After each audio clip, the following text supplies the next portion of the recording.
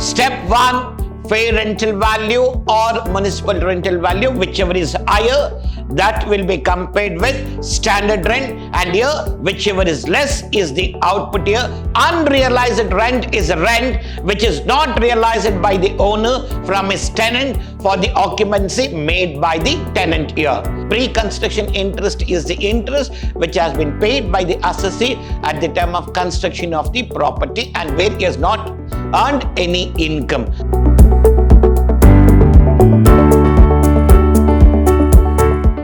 Warm welcome to 5th Sem BBA students. The subject we are discussing income tax 1 and the unit income from house property. The taxable amount on the house property income received by the assessee during previous year 2022-23 will be calculated, and which amount is taxable and how it is going to be taxable. Every concept will be discussed under this session. So understand the concepts and solve the problem easily. I am Professor Rajesh L.R. from Department of Commerce and Management from Vidhyaashram First Grade College, Temple of Excellence, MYSURU. Today's agenda, whatever we have here, the concept on income from house property. Let us understand what are the incomes are there which can be considered under income from house property. Income from house property is under section 24 will be calculated or computed. What we are going to say, determination of annual value. First, we have to identify what is gross annual value for the house property, whatever it is there in the name of the assessee. Next, whether the property is let out. We have to check out that one, whether the property was let out for the entire year or what. And here we are not going to consider any fraction of months. Every calculations will be made for 12 months. Fraction of months will be ignored. It may be assumed as let out property, like deemed let out property. If they are given for 6 months for rental and 6 months I will use it for self-occupied, means either we're going to consider the entire 1 year as deemed to be let out property or 1 year totally as self-occupied property, and whichever is benefited for the assessee, that will be suggested over here. And property occupied by the owner, property owned by co-owners, interest on housing loan under section 80EE, and next unrealized rent allowed, unrealized rent received, taxation of arrears of rent. Every concept whatever we have here will be considered under the head of income from house property. Items which are not considered under income from house property, the house was not let out, will be ignored. Income from self-occupied for own residence will be not considered. If any portion of the property is let out for registered trade union under section 10 subclause 24, that will not consider. The annual value of any one place in the occupation of ex-Indian ruler under section 10 subclause 19A, that will be exempted under this tax. Income from property owned by Scientific Research Association, that is exempted from tax here. Income from property owned by local authority, exempted from tax. Income from property owned by charitable trust, exempted from tax. Income from property owned by political party, exempted from tax, which will be not considered under the income from house property. Sometimes there may be 2 marks question for you people. Mention the exempted items under income from house property.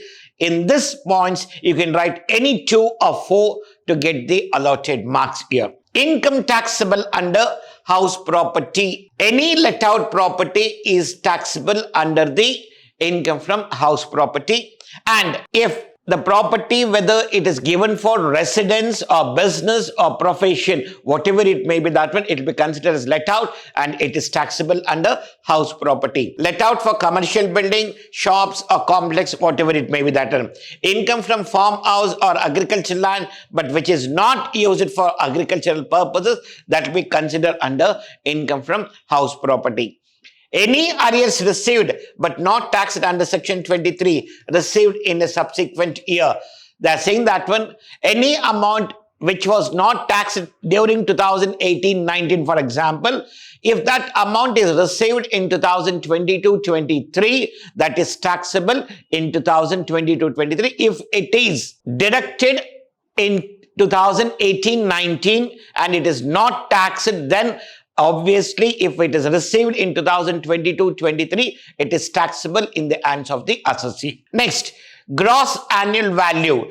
To calculate gross annual value, there are four things are there. One is actual rent, municipal valuation of the property, fair rent, and standard rent as per the Rent Control Act of 1930, whatever we have here. And these 4 points will be considered here for the calculation of gross annual value, and there are steps are there which are to be understood properly here.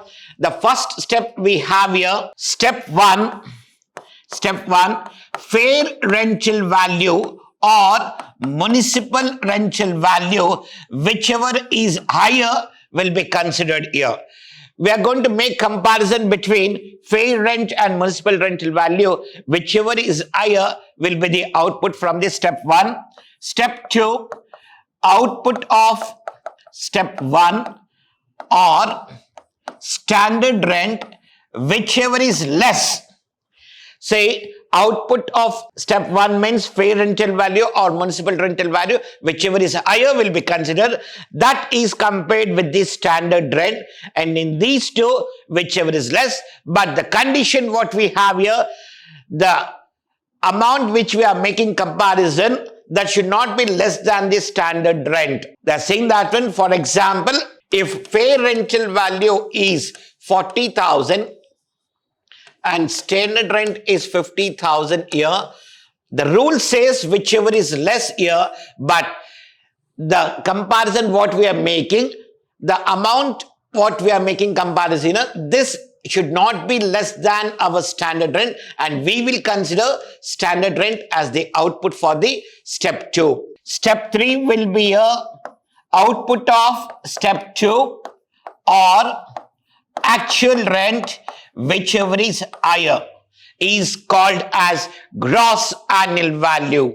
Step one, fair rental value or municipal rental value, whichever is higher, that will be compared with standard rent, and here whichever is less is the output here. But the condition, comparison what we are making with the standard rent should not be less than of the standard rent. If it is like that, we are going to consider the output as standard rent itself, not the output of step one, whatever we have here. The output of step two will be made comparison with the actual rent. Whichever is higher will be considered for the taxation, that is called as gross annual value for the further calculation. Next we have here municipal taxes paid by the owner of the property will be considered, and it is allowed as deduction from the gross annual value. Unrealized rent, this is a concept what we have here. It is a 2 marks question which is going to come for semester examination. Unrealized rent is a rent which is not realized by the owner from his tenant for the occupancy made by the tenant here. For example, I am staying in a house here where I have not paid the rent for my owner. The amount whatever I have not paid to the owner of the property, that is called, the amount is not realized from the tenant. The rent not received by the owner of the property. If such things are there, it has to be deducted from the expected rental value. Then we are going to get gross annual value. The format what we have for computation of income from house property for the previous year 2022-23, gross annual value will be written here, less municipal tax paid by the owner, whatever we have here. The output will be called here as net annual value.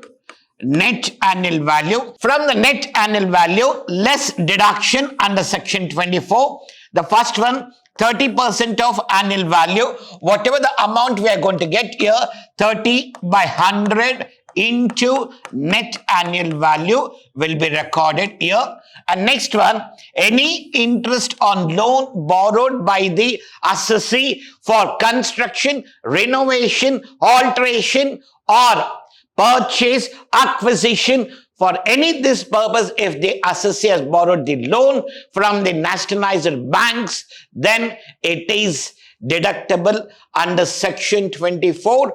And if any loan is borrowed from a friend, relative for the purpose of construction, that will be not considered here. And even if the loan is borrowed for the repairs, that will be not considered here. Only it should be construction of the property or reconstruction, or it may be for acquiring a plot or acquiring the house property. Then only the assessee is eligible to claim the deduction under section 24. And if any pre-construction interest is available. What is pre-construction interest? Pre-construction interest is the amount paid by the assessee at the time of constructing the property, where he has not earned any income even though he has paid the interest on the loan borrowed for the construction. The benefit of pre-construction interest will be given to the assessee after completion of the property. From the date of completion of property, the assessee will get 5 years to claim the benefit here, and the amount whatever he has paid at the time of constructing the house property, that will be totaled and divided by 5 equal installments will be made here. The assessee will be getting the benefit for the next 5 years from the year of completion of the property. For example, I have completed my construction of property in the year 2017-18. So for me, the benefit will start from 2018-19, 19-20, 20-21, 21-22, and 22-23. So I'm eligible to claim the deduction in the current previous year.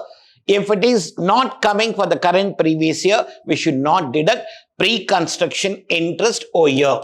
So here 2 types of interest on loan we have here. One is post-construction interest and the other one is pre-construction interest. Pre-construction interest is the interest which has been paid by the assessee at the time of construction of the property and where he has not earned any income.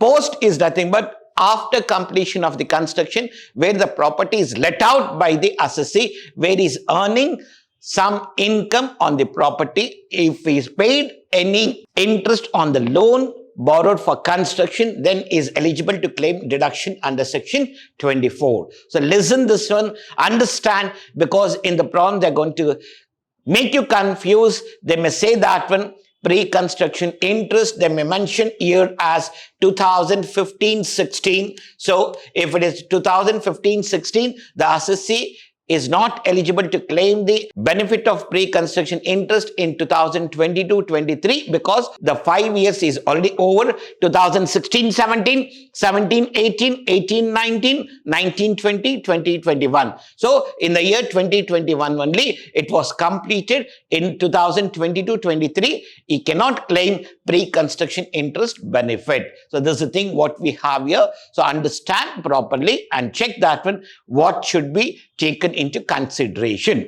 And the next one what we have here, one more condition here. The amount of interest paid by the assessee during previous year will be deducted from the net annual value. Total of interest on loan will be deducted and will be given the benefit for the assessee.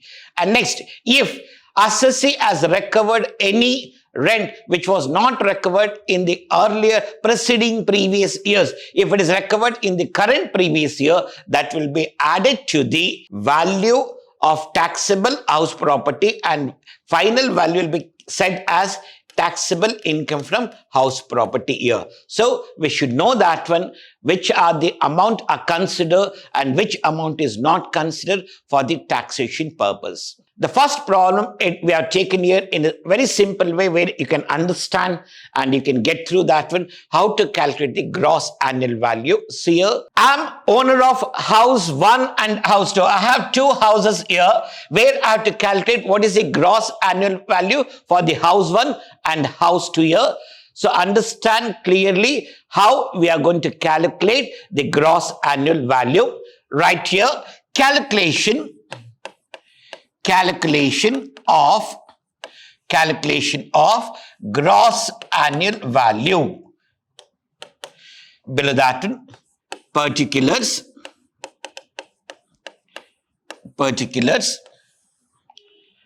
house 1, house 2. Step 1, fair rental value or municipal rental value. Fair rental value or municipal rental value. So, fair rental value for the property, house 1 we have 18,000 and house 2 we have 32,000. House 1 it is 18, house 2 is 32,000. Fair municipal value we have 15,000 and 30,000. Municipal rental value we have here 15,000 and 30,000. In these two, whichever is higher is called as expected rental value. Expected rental value. In these two, whichever is higher means here 32,000 is the higher for house 1 and house 2 18,000 is the highest one. So now I have to write here 18,000 and 32,000. This is our step 2. Next, or standard rent. So here, standard rent, how much again for the house 1? House 1 is 20,000 and house 2 is 40,000. House 1 is 20,000 and house 2 is 40,000. What we have here? In these two, whichever is less, but the condition says that one, the expected rental value should not be less than the standard rent. So here in the step 3, we consider expected rental value will be 20,000 and 40,000. 20,000 and 40,000 or actual rent 16,000 and 36,000. Actual rent is 16,000 and 36,000. 16,000 and 36,000. Gross annual value will be here. In these two, whichever is higher, 20,000 and 40,000 is my gross annual value. In the step 1, fair rental value or municipal rental value, whichever is higher. Second one, expected rental value or standard rent, whichever is less. But the condition, the expected rental value should not be less than the standard rent. If it is like that, we are going to consider standard rent as the output. That will be compared with the actual rent. Whichever is higher is our gross annual value. So this is a very simple problem what we have solved here. So just go through this one, understand clearly, which helps you people for the 15 marks problem for taxable income from house property. Problem number 2, we have here 90,000 and 1,20,000. Fair rent 1 lakh and here it is nil. Standard rent it is nil and here it is 1,50,000. Actual rent 1,10,000 and 1,40,000. Calculation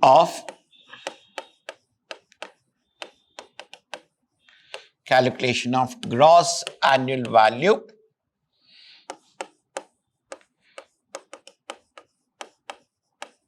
Particulars.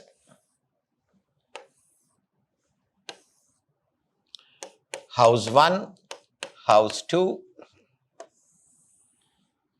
Step 1, fair rental value or a municipal rental value.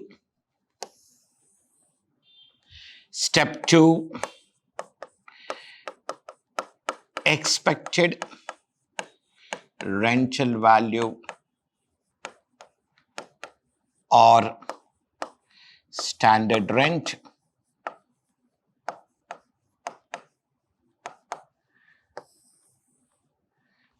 Step 3, expected rental value or actual rent.